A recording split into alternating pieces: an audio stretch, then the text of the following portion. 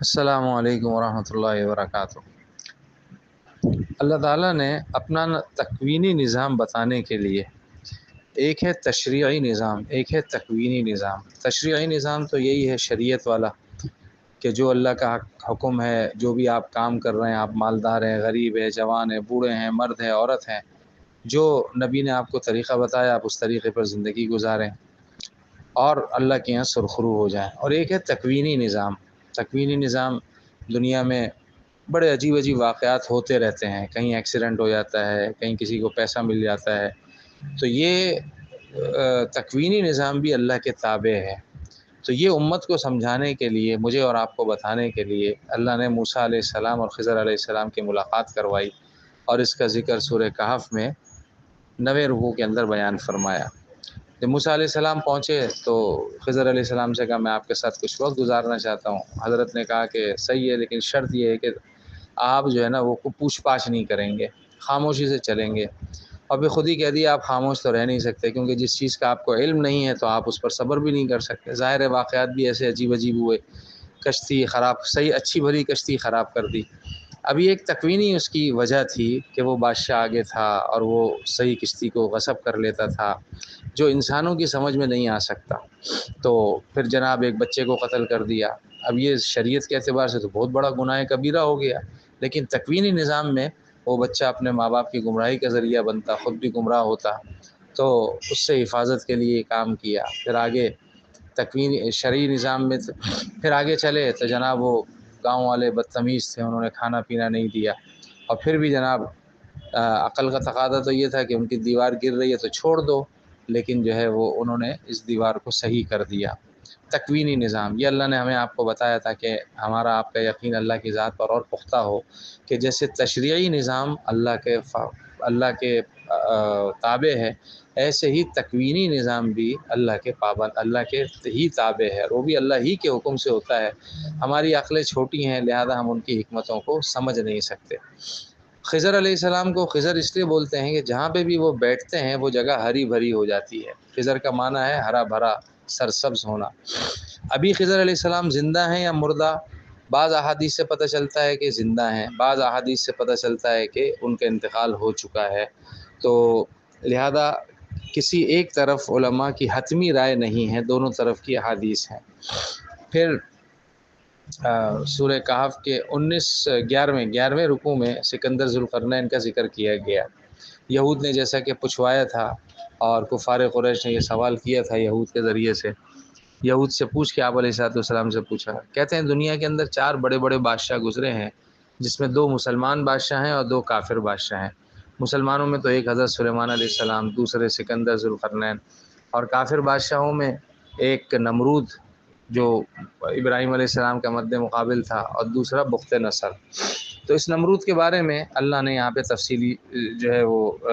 سکندر ذوالقرنین کے بارے میں تفصیل سے اللہ پاک نے ایک پورا صفحہ بیان کیا کہ ایک سفر انہوں نے جو ہے وہ جہاں سے سورج جہاں پہ غروب ہوتا ہے مغرب کی طرف کیا، دوسرا سفر انہوں نے مشرق کی طرف کیا جہاں سے سورج طلوع ہوتا ہے، اور ایک سفر انہوں نے اور کیا جو جہاں پہ جا کے انہوں نے سد سکندری قائم کی، یعنی جہاں پہ انہوں نے وہ آڑ لگائی۔ اب وہ کہاں ہے؟ تو مفتی شفیع صاحب نے بڑی تفصیل سے لکھا ہے کہ اس زمانے میں بہت سے قبیلوں نے وہ آڑ بنائی تھی شر پسند قوموں سے بچنے کے لیے۔ تو کہتے ہیں ایسا لگتا ہے کہ داغستان جو روس کی ماتحتی میں ہے وہاں پر ایک دیوار ایسی ہے، کہتے ہیں ہو سکتی ہے کہ یہ دیوار وہ ہو جو سکندر ذوالقرنین رحمۃ اللہ علیہ نے بنائی ہو۔ تو بہرحال یہ ان کے 3 سفر تھے، اور پھر اس کے بعد سورہ مریم شروع ہوئی، اور سورہ مریم کے پہلے رکوع میں تو اللہ تعالیٰ نے اپنی قدرت کا مظاہرہ کیا جب زکریا علیہ السلام نے اپنے لیے اولاد مانگی۔ زکریا علیہ السلام بھی بیت المقدس کے امام تھے، اور وہ بھی جو ہے ان کی اولاد نہیں تھی، تو انہوں نے اللہ سے اولاد مانگی اور کہا حب لی من لدنک ولیہ یرثنی ویرث من آل یعقوب۔ تو ایسا نہیں کہ دنیا کا پیسہ بہت تھا تو اس کے لیے وارث مانگ رہے تھے، بلکہ دین کے لیے کہ اللہ یہ دین کی محنت میری نسل میں چلتی رہے، اور مجھے ڈر ہے کہ اگر اولاد نہیں ہوگی نیک صالح تو جو ہے وہ شرپسند لوگ غالب آ جائیں گے۔ تو اللہ تعالیٰ نے ان کو خوشخبری سنائی، یا زکریا انا نبشرک بغلام اسمہ یحییٰ، کہ آپ کو ہم ایسا بچہ دیں گے جس کا نام یحییٰ ہوگا۔ لم نجعل له من قبل سمیہ، اس نام سے اس سے پہلے دنیا میں کوئی نہیں آیا۔ اب زکریا علیہ السلام تھوڑے حیران ہوئے کہ اللہ اولاد کیسی ہوگی میری، کیونکہ دنیا میں تو نظام ہے مرد جوان ہوتا ہے اور عورت بھی جوان ہوتی ہے، تو جب جو ہے وہ عورت کو حمل ہوتا ہے تو اس کو حیض رک جاتا ہے اور یہ علامت ہوتی ہے پیٹ سے ہونے کی، اور وہاں تو معاملہ ہی وہ بانجھ پنا تھا، دونوں ہی بوڑھے تھے۔ تو اللہ تعالیٰ نے فرمایا کہ انہوں نے عرض کیا قال ربی انا یکون لی غلام، یا اللہ بچہ کیسے ہوگا، وکانت امراتی آخر، میری بیوی تو بانجھ ہے، اور وقت بلغت من الکبر عتیہ، یا اللہ میں تو اتنی بڑی عمر کو پہنچ گیا۔ اللہ تعالیٰ نے فرمایا معاملہ ایسا ہی ہے، آپ کے رب کے لیے کوئی مشکل نہیں ہے، وقت خلقتک من قبل، اللہ نے آپ کو بھی تو اس سے پہلے پیدا کیا تھا، ولم تک شیئا، اور آپ کچھ بھی نہیں تھے۔ پھر کہا چلیں اللہ رب اجعل لی آیا، کوئی نشانی تو بتا دیجئے۔ تو اللہ نے فرمایا کہ اس کی نشانی یہ ہے کہ آپ کی بیوی کو حمل ہو جائے گا، آپ کو ایسے پتہ چلے گا کہ اب اس زمانے میں تو ٹیسٹ ہوتے نہیں تھے، تو فرمایا کہ آپ 3 دن تک لوگوں سے بات نہیں کر سکیں گے۔ چنانچہ وہ 3 دن زکریا علیہ السلام حالانکہ امام تھے لیکن اشارے سے لوگوں کو کہتے تھے کہ جاؤ میاں، اشارہ کرتے تھے کہ جاؤ اپنے جو صبح شام کی تمہاری عبادت ہے بکرۃ و عشیہ وہ کرو، خود کچھ نہیں کر سکتے تھے۔ تو یہ علامت تھی ان کی اہلیہ کے حاملہ ہونے کی۔ پھر اللہ نے بچہ دیا اور پھر اللہ نے ان کو نبی بھی بنایا۔ پھر اگلے رکوع میں یعنی سورہ مریم کے دوسرے رکوع میں اللہ تعالیٰ نے مریم علیہ السلام اور عیسیٰ علیہ السلام کی پیدائش کا تفصیلی تذکرہ کیا۔ یہ جو یہود ہیں بدبخت، یہ مریم علیہ السلام کو بھی نعوذ باللہ زانیہ بولتے ہیں اور عیسیٰ علیہ السلام کو زانیہ کا بیٹا بولتے ہیں۔ تو اللہ تعالیٰ نے اس رکوع میں مریم علیہ السلام کی براءت کو ظاہر کیا، اور ہونا تو یہ چاہیے تھا کہ اس وقت کے یہ عیسائی جتنے بھی ہیں یہ مسلمانوں کے ساتھ مل کے انصاف کو، ایمان کو پھیلاتے، عدل کو پھیلاتے، لیکن چونکہ کیپٹلزم ہے، پیسے کی چمک زیادہ ہے اور یہودیوں کے پاس پیسہ زیادہ ہے، تو چند مٹھی بھر یہودیوں کے سامنے پورا امریکہ اور یورپ بھی جھکا ہوا ہے۔ حالانکہ اگر تھوڑا سا مذہب کی گہرائی میں جائیں تو مسلمان مریم علیہ السلام کی عزت کرتے ہیں اور قرآن میں ان کی برات ہے، اس کے برخلاف یہود تو ابھی بھی گالیاں دیتے ہیں نعوذ باللہ۔ بہرحال اللہ پاک نے ان کی برات ظاہر کی، اور مریم علیہ السلام جب نہانے کے لیے گئیں تو اللہ تعالیٰ فرماتے ہیں ارسلنا الیہا روحنا فتمثل لہا بشرا سویا، جبریل علیہ السلام کو ایک انسان کی صورت میں ظاہر کیا، تو مریم علیہ السلام کہنے لگی انی اعوذ بالرحمن ان کنت تقیا، ارے میں تو اللہ کی پناہ مانگتی ہوں تجھ سے، تو کہاں آ گیا؟ تو جبریل علیہ السلام نے تسلی دی کہ فکر نہیں کرو، انما انا رسول ربک، میں کوئی عام جوان نہیں ہوں بلکہ میں تو آپ کے رب کا قاصد ہوں تاکہ میں آپ کو ایک سمجھدار بچہ عطا کروں۔ مریم علیہ السلام پریشان ہو گئی، ارے ارے ارے ارے مجھے کیسے بچہ ہو سکتا ہے، انا یکون لی غلام، مجھے بچہ کیسے ہو سکتا ہے، ولم یمسسنی بشر ولم اک بغیہ، مجھے تو کسی بشر نے چھوا نہیں اور میں کوئی زانیہ بھی نہیں ہوں۔ تو عیسیٰ علیہ السلام نے کہا کہ آپ کے رب کے اوپر سب، یہ جبریل علیہ السلام نے کہا آپ کے رب کے لیے سب آسان ہے، اور یہ اللہ اس لیے کرنا چاہتے ہیں تاکہ آپ کو اور آپ کے بچے کو اللہ پوری دنیا میں ایک اپنی قدرت کی نشانی بنائے۔ اور وکان امرا مقضیہ، اور جو اللہ تعالیٰ طے کر لیتے ہیں وہ تو ہو کے رہتا ہے۔ چنانچہ وہ حاملہ ہوئیں اور پھر جناب دور ایک علاقے میں چلی گئی، اور پھر جب ان کو درد ذہ ہوا تو کھجور کے درخت کے نیچے بیٹھ گئیں اور یعنی گھبرانے لگیں کہ اب آگے چل کے کیا ہوگا۔ قالت یا لیتنی مت قبل ھذا وکنت نسیا منسیا، اور کہنے لگیں کہ کاش کہ میں، یعنی ڈر اور خوف کی وجہ سے کہ میں اب اس حالت میں جاؤں گی اپنے علاقے میں، لوگ مجھے کیا کہیں گے، کہ کاش کہ میں اس سے پہلے ہی مر جاتی اور میں بھولی بصری ہو جاتی۔ تو جبرائیل علیہ السلام نے ان کو آواز دی کہ آپ جو ہے وہ بالکل غمگین نہ ہوں، اور آپ جو ہے وہ جو کھجور کی خشک ٹہنی ہے اس کو ہلائیے اپنے پاس۔ تو جب وہ ہلائی انہوں نے تو اس سے تازہ تازہ کھجوریں اترنے لگیں، اور پھر جبرائیل علیہ السلام نے تسلی دی اور کہا آپ کھائیے پیجیے اور اپنی آنکھوں کو ٹھنڈی کیجیے، اور اگر کسی سے ملاقات ہو آپ کہہ دیجیے نذرت للرحمن صوما، میں نے اللہ کے لیے روزہ رکھا ہے، میں کسی سے بات نہیں کروں گی۔ اس زمانے میں ایسا روزہ ہوتا ہوگا، ہمارے یہاں تو ایسا روزہ نہیں ہے۔ چنانچہ جب وہ اپنی قوم کے پاس آئیں عیسیٰ علیہ السلام کو لے کے، تو قوم تو حسب عادت کہنے لگی یا مریم لقد جئت شیئا فریا، یہ کیا کام تو نے کر دیا، یا اخت ہارون ما کان ابوک امرأ سوء وما کانت امک بغیہ، تیرا باپ بھی بہت نیک، تیری ماں بھی بہت نیک، تو دیکھ تو نے کیا کام کیا۔ تو انہوں نے اسے اشارہ کیا کہ اسی سے بات کرو، تو انہوں نے کہا ہم بچے سے کیسے بات کریں، تو حضرت عیسیٰ علیہ السلام بول اٹھے انی عبد اللہ، میں اللہ کا بندہ ہوں، آتانی الکتاب، جب میں جوان ہوں گا تو اللہ مجھے کتاب دیں گے اور اللہ مجھے نبی بنائیں گے، اور اللہ وجعلنی مبارکا اینما کنت واوصانی بالصلاۃ والزکاۃ ما دمت حیا۔ تو یہ تفصیل سے اللہ پاک نے مریم علیہ السلام کی برات بیان کی، یہاں پہ عیسیٰ علیہ السلام کا قصہ ذکر کیا۔ اگلے رکوع تیسرے رکوع میں ابراہیم علیہ السلام کا قصہ، چوتھے رکوع میں دوسرے انبیاء کے قصے، اور اس میں پھر فرمایا وَاذْكُرْ فِي الْكِتَابِ اسماعیل، آپ اسماعیل کو یاد کیجئے۔ کون تھے بھائی؟ کتنے بڑے مالدار تھے، کون سے بڑے صدر تھے، کون سے بڑی جو ہے ان کی حکومت تھی، یا کون سے ان کے بڑے ریکارڈز تھے، یا کون سے کپس انہوں نے حاصل کیے ہوئے تھے۔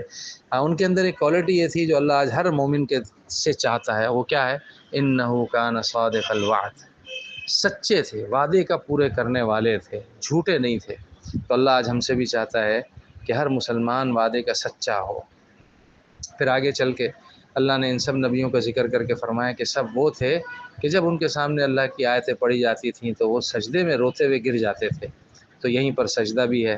تو اس کیفیت کے ساتھ ہم سجدے میں جائیں کہ یا اللہ ہمارا شمار بھی ان نیک لوگوں میں بنا دے، اور ہمیں بھی ایسا بنا دے کہ جب ہم تیری نشانیوں کو پڑھیں تو ہم بھی روئیں اور فوراً جھک جائیں۔ پھر آگے سورہ طٰہٰ شروع ہوتی ہے۔ سورہ طٰہٰ کے شروع کے 3 رکوع میں اللہ تعالیٰ نے موسیٰ علیہ السلام کا تفصیلی قصہ ذکر کیا، موسیٰ علیہ السلام کو نبوت ملنے کا، کہ جب وہ مصر سے واپس آ رہے تھے، مصر سے نہیں، اپنے سسرال سے واپس آ رہے تھے۔ اب سسرال میں کیسے پہنچے، اس کا تفصیلی قصہ انشاءاللہ 20ویں پارے میں آئے گا۔ تو ابھی تو جو ہے وہ میں عرض کر رہا ہوں کہ جب موسیٰ علیہ السلام اپنے سسرال سے واپس آ رہے تھے، بیوی ساتھ تھی، بکریاں ساتھ تھیں، بیوی کو درد ذہ ہوا، تو انہوں نے کہا دیکھو میں قریب میں دیکھتا ہوں کوئی سہولت کی کوئی چیز مل جائے، کوئی آگ روشنی کچھ مل جائے۔ تو جب وہ گئے وہاں پر تو اللہ تعالیٰ نے وادی جو پہاڑ ہے جبل طور،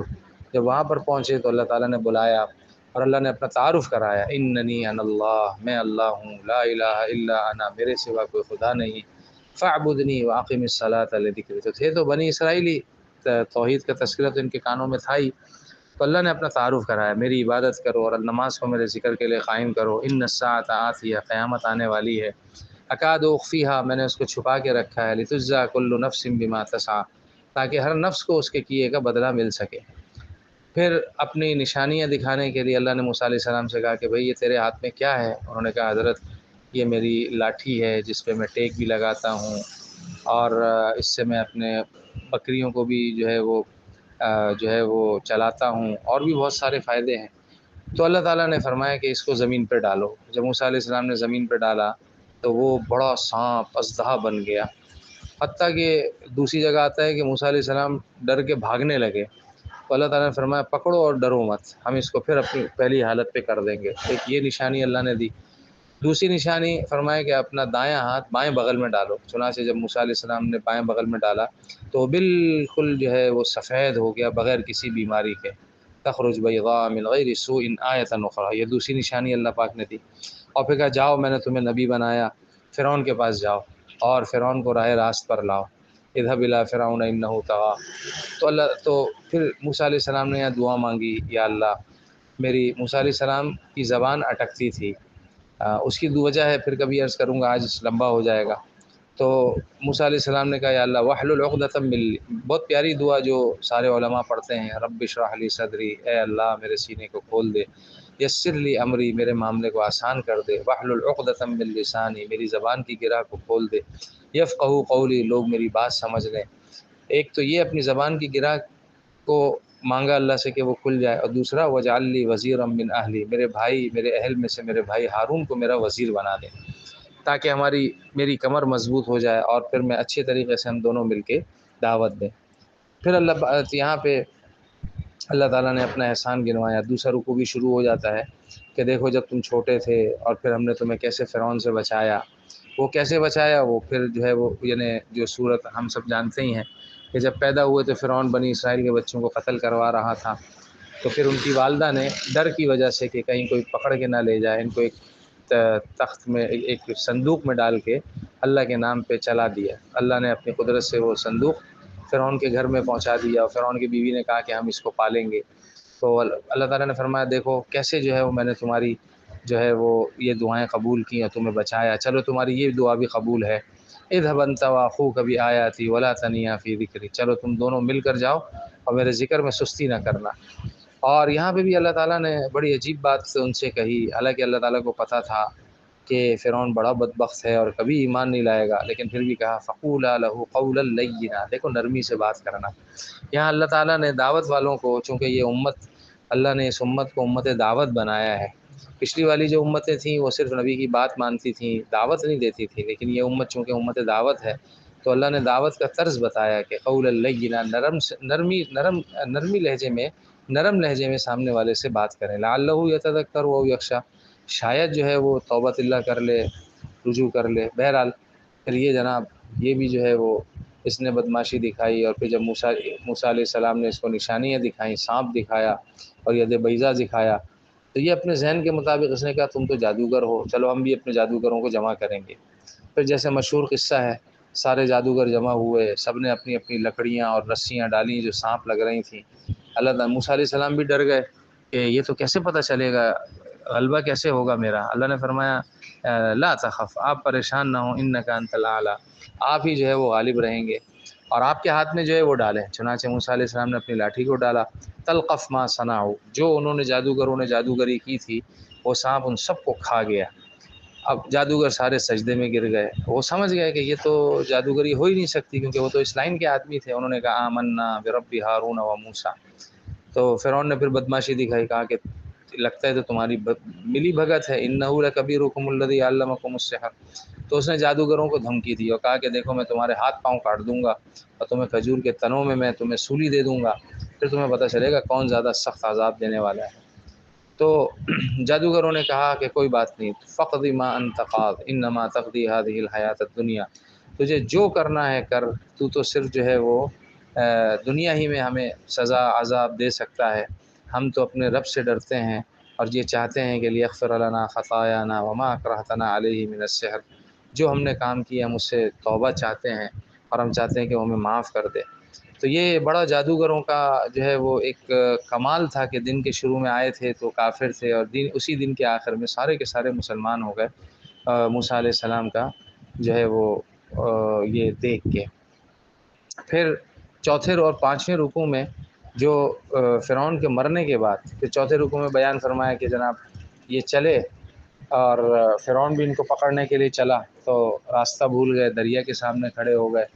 تو فرعون بھی پیچھے آیا تو اللہ تعالیٰ نے ان کو دریا سے راستہ دیا اور فرعون جو ہے وہ اسی دریا کے اندر غرق ہو گیا۔ اور پھر اس کے بعد ایک جو پانچویں رکوع میں ایک بڑی غلطی جو انہوں نے کی، جب یہ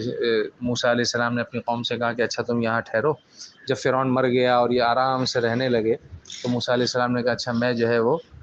تورات لے کے آتا ہوں، ایک مہینے کا کہا، اور پھر وہاں 10 دن بڑھ گئے، بغیر اجازت مسواک کر لی جس سے منہ کی خوشبو ختم ہو گئی،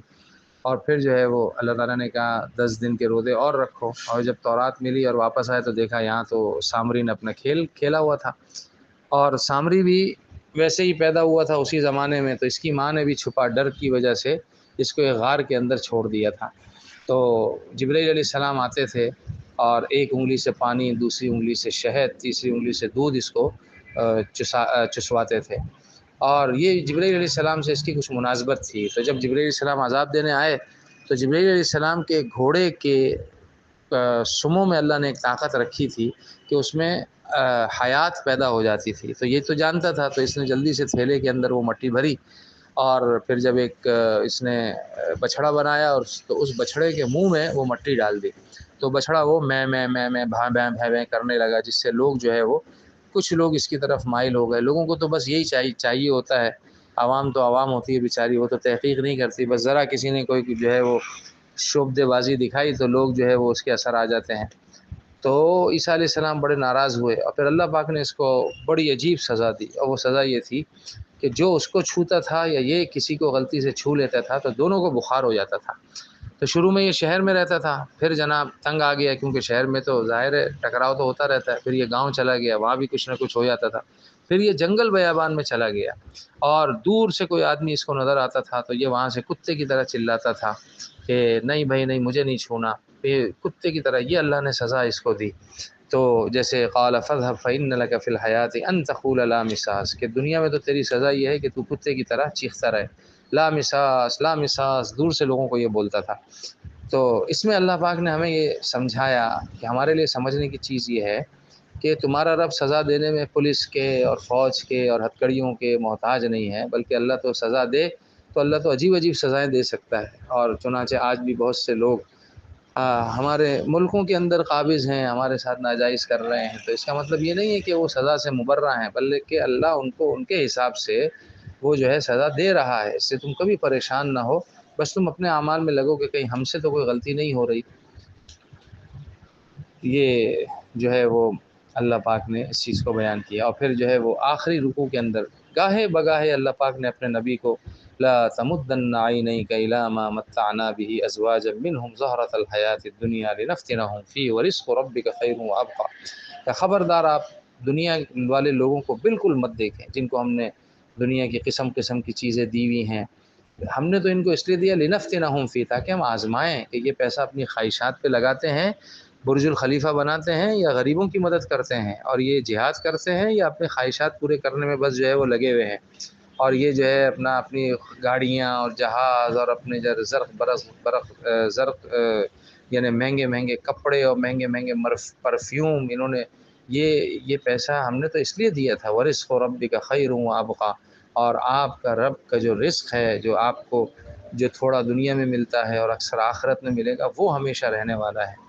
اور پھر آگے حکم دیا وَأْمُرْ أَهْلَكَ بِالصَّلَاةِ وَاسْتَبِرْ عَلَيْهَا، اے نبی اپنے گھر والوں سے نماز کا کہیے اور اس پر جمے رہیے، لا نسألک رزقا، ہم آپ سے رزق نہیں چاہتے، نحن نرزقک، رزق تو ہم آپ کو دیں گے۔